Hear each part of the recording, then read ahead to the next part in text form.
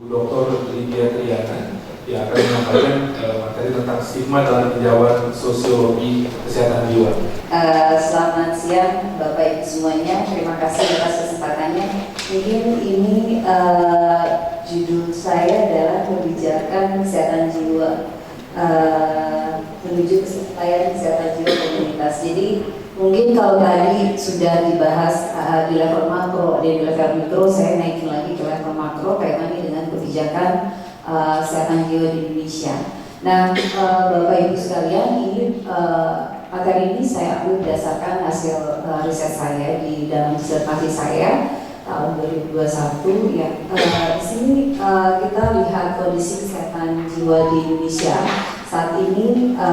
Angka-angka di layar ini menunjukkan betapa kondisinya sangat memprihatinkan. Di sini lebih dari 19 juta penduduk usia lebih dari 15 tahun itu mengalami gangguan mental emosional. Juga ini berdasarkan Riskesdas, dan lebih dari 12 juta penduduk usia lebih dari 15 tahun itu juga sudah mengalami depresi, dan prevalensi gangguan jiwa itu sudah 1:5 penduduk. Jadi dari tiap 50 ada satu yang mengalami masalah gangguan jiwa. Nah, ini juga penting data bunuh diri ya, masuk ke dalam data yang perlu diperhatikan dalam isu kesehatan jiwa, karena nanti kita lihat dalam perkembangan terbaru di Undang-Undang Kesehatan tahun 2023 yang baru saja dikeluarkan, itu ada upaya kesehatan jiwa yang kaitannya spesifik terkait dengan pencegahan bunuh diri, sehingga data bunuh diri ini juga cukup signifikan untuk kita perhatikan.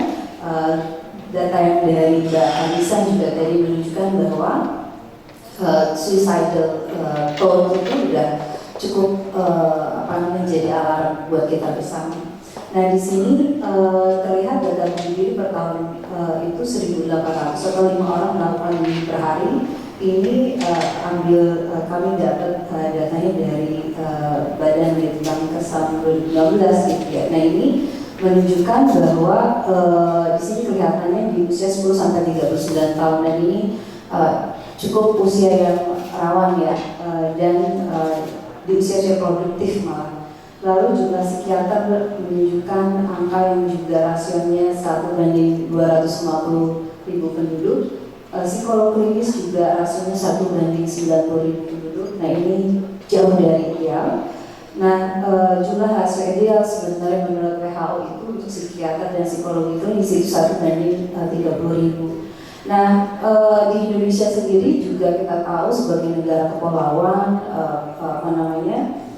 juga ada disparitas gitu ya, antara tadi rural urban atau antara wilayah barat, wilayah tengah dan wilayah timur di Indonesia. Itu juga menjadi perhatian bersama kaitannya dengan sebaran rasio dari tenaga kesehatan. Bisa dilihat misalnya contohnya di sini DKI Jakarta rasio psikologi klinis itu 1:18.000, dan kita bandingkan di NTT itu rasionya 1:501.000 gitu. Nah, ini kan sangat gapnya itu sangat besar ya. Nah, inequality ini juga terjadi karena disparitas geografis Indonesia. Next, mungkin.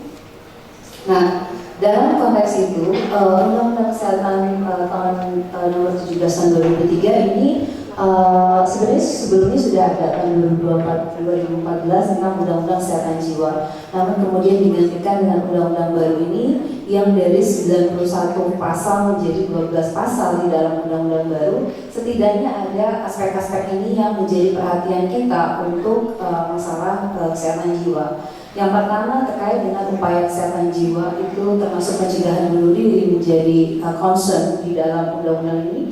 Lalu hak yang sama sebagai warga negara, makanya mereka yang orang dengan gangguan jiwa itu juga punya hak yang sama sebagai warga negara. Lalu di sini juga menempatkan tanggung jawab dari pemerintah pusat dan daerah dalam konteks kebijakan kesehatan jiwa di Indonesia.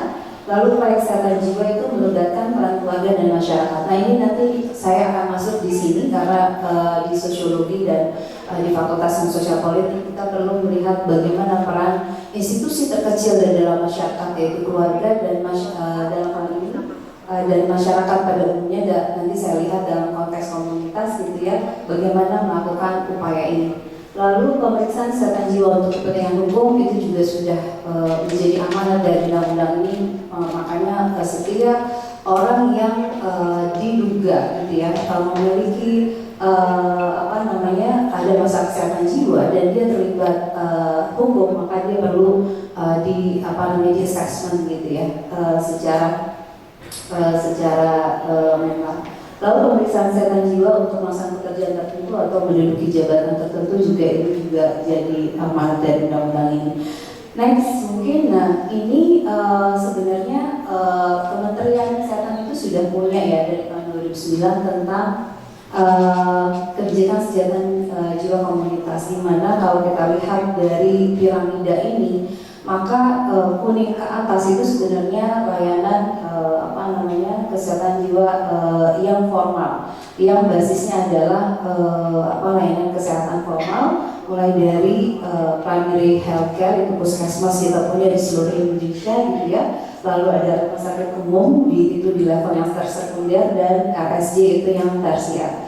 Tapi kita juga punya sebenarnya layanan kesehatan yang juga selama ini ditinggalkan gitu, yaitu masyarakat yang sebenarnya punya potensi untuk bisa di-engage, bisa dilibatkan dalam konteks bagaimana kita bisa memberikan upaya-upaya untuk mengatasi masalah kesehatan jiwa dalam masyarakat. Dan terakhir itu individu dan keluarga ini kelompok yang paling rentan sebenarnya dalam konteks ini ketika sudah kejadian ada anggota keluarganya itu yang menderita gangguan jiwa. Nah, yang kita sebut sebagai caregiver ini yang paling ditinggalkan di dalam konteks isu kesehatan jiwa, karena caregiver yang menanggung beban yang cukup besar dari anggota keluarganya yang menderita sakit jiwa. Nah, sebenarnya kalau kita lihat dari the optimal mix of services dari WHO ini, semakin ke atas itu harusnya semakin sedikit gitu perannya. Yang ke bawah itu harusnya semakin besar, dan memang kenyataannya yang ke bawah itu yang perlu didorong gitu ya untuk bagaimana bisa dioptimalkan. Nah, di sisi kanan itu juga kelihatan posnya, kalau semakin ke atas juga makin besar. Kalau kita masuk ke upaya kesehatan yang sifatnya formal gitu ya, ke rumah sakit dengan biaya pengobatan gitu ya, perawatan itu membutuhkan dana yang tidak sedikit gitu. Ketika orang udah sakit, kena sakit jiwa, itu pengalaman saya berinteraksi dengan para orang dengan skizofrenia dan caregivernya, itu cukup membuat mereka kesulitan secara ekonomi. Oke, mungkin sambil dicari itu kan ya. Jadi saya ingin mungkin meng-highlight bahwa di dalam undang-undang kesehatan yang terbaru itu memang menempatkan puskesmas itu untuk upaya promotif dan preventif. Jadi memang agak sulit ketika kita di skip aja ke bawah. Skip. Oke. Nah, upaya promotif dan preventif ini memang kalau di dalam tadi konteks formal itu memang ada di layanan kesehatan primer atau puskesmas. Dan membangun layanan kesehatan mental berbasis komunitas secara informal itu sebenarnya bisa dilakukan ya oleh komunitas-komunitas baik virtual maupun non-virtual, kaitannya dengan mempromosikan perawatan diri sendiri atau self-care dan self-development. Ini sebenarnya semata-mata untuk meningkatkan self-esteem atau harga diri dari individu gitu. Nah, salah satu studi yang dilakukan mahasiswa saya, skripsinya itu menekankan peran voluntarisme dari komunitas virtual, dan itu betul-betul efektif ya dalam bagaimana mereka mempromot perawatan diri sendiri, self-care atau self-development, terutama untuk kategori-kategori usia mahasiswa gitu ya. Jadi membangun komunitas-komunitas baik virtual maupun non-virtual dalam konteks ini menjadi penting.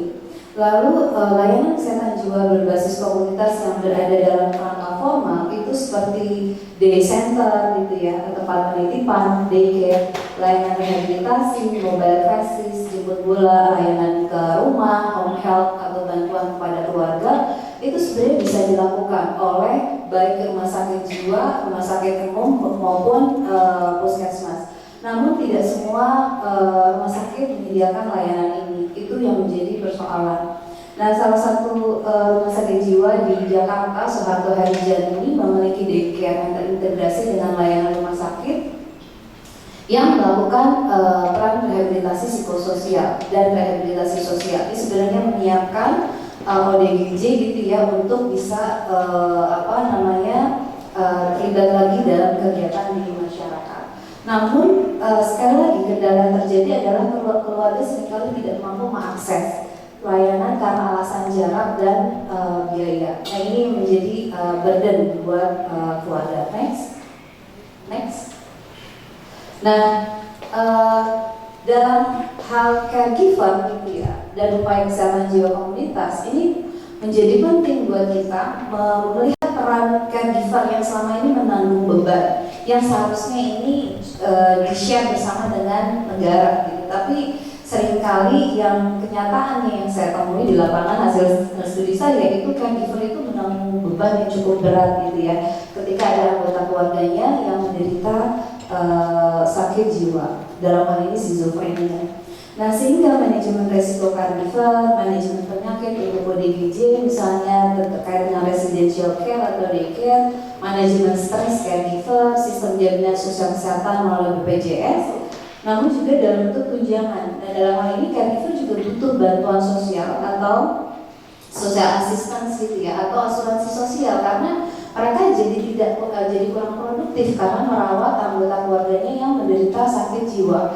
Sehingga ini perlu dikompensasi oleh negara bagaimana kemudian caregiver ini juga bisa dapat terus produktif gitu ya. Dan adanya program respite care. Nah, respite care ini mungkin nggak umum ya, belum umum di Indonesia untuk caregiver karena respite care ini seperti memberikan me time untuk si caregiver supaya mereka punya waktu luang di sela-sela peran pengasuhannya itu untuk dirinya sendiri. Ya, jadi ini yang juga kadang nggak diperhatikan gitu di negara-negara lain gitu ya. Respite care ini menjadi penting untuk di-provide untuk caregiver supaya mereka bisa kembali recharge gitu ya, stresnya mereka bisa rilis gitu karena peran pengasuhan yang cukup menyita waktu. Lalu di sini juga di layanan kesehatan formal itu pekerja sosial, social worker itu menjadi penting untuk melakukan evaluasi sosial ketika ODGJ ini akan dikeluarkan dari rumah sakit gitu. Ini dibilang kita sebut sebagai discharge strategy. Nah, pengalaman di negara lain dilakukan oleh pekerja sosial psikiatri di bawah manajer kasus atau case manager, namun di Indonesia dilakukan oleh manajer pelayanan, kemungkinan sebagian besar itu oleh perawat jiwa. Nah, dan tidak ada pekerja sosial. Dalam hal ini perlu institusi formal dalam hal rumah sakit itu juga menempatkan pekerja sosial di dalam rumah sakit dalam konteks discharge strategi ini supaya keluarga dan ODGJ dipersiapkan gitu ya ketika dia keluar. Ya, mungkin itu jadi ini juga mungkin bisa dilihat ya. Jadi kelihatannya di sini sebenarnya kita punya desa siaga. Ya, desa siaga yang bisa diintegrasikan dengan layanan berbasis komunitas ini. Ada TKSK, ya, kader kesehatan dan sebagainya. Tetapi kemudian di paling akhir aja. Nah, ini TKSK, kader PKK biasanya itu satu orang, bukan orang yang berbeda, sehingga dia seperti hyperbody gitu. Jadi semua yang menjadi program pemerintah yang turun ke masyarakat itu semuanya dibebankan ke satu orang. Nah, ini mungkin juga perlu dipertimbangkan. Nah, ini adalah hambatan-hambatan tantangan bagaimana kita kemudian bisa menerapkan layanan kesehatan jiwa berbasis komunitas, tetapi hal-hal ini yang juga menjadi hambatan yang perlu kita pertimbangkan untuk bisa diatasi bersama. Mungkin ini dari saya. Terima kasih banyak, Ibu Luciana.